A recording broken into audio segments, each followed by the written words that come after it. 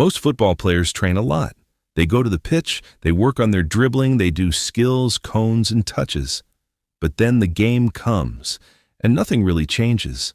Same mistakes, same decisions, same feeling of, why am I not improving? And the truth is, this is not a talent problem. It's not a motivation problem. It's a training structure problem. Today, I want to explain why your individual training doesn't translate to matches and what actually needs to change, without drills and without overcomplicating it. Most individual training looks good from the outside. A lot of touches, a lot of movement, a lot of effort. But football is not about how good your training looks. It's about what carries over into the game. Matches are chaotic, they are fast, they are unpredictable. If your training has no structure, no intention, and no connection to your position, your brain learns movements, but not football. That's why you can dominate training and still feel lost in games. The first big mistake is no structure.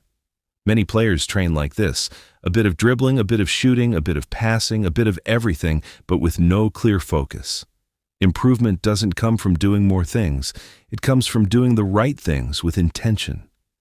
Every session should answer one simple question: what am I actually training today? Not 5 things, one main focus. Without structure, training becomes random, and random training leads to random performances. The second mistake is training only dribbling. Dribbling is important, especially for creative players and wingers. But most dribbling drills are pre-planned, predictable, and unrealistic. You already know where you go. You already know the move. There is no decision. In games, dribbling is not about tricks. It's about timing, space, and intent. If all you train is isolated dribbling patterns, you become good at drills, not at beating players in matches.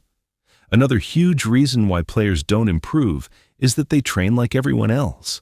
A winger should not train like a center midfielder. A striker should not train like a fullback. Your position defines your decisions, your movements, and your actions. If your individual training ignores your position, you train football in general, not your football. Position-specific thinking separates average players from players who actually impact games. Many players also train too controlled.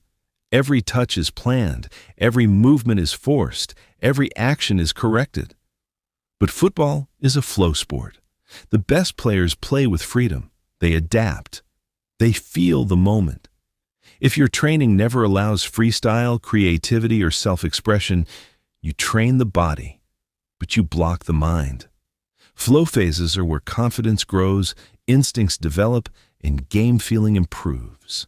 Without them, training becomes robotic. The last big reason is no game intent.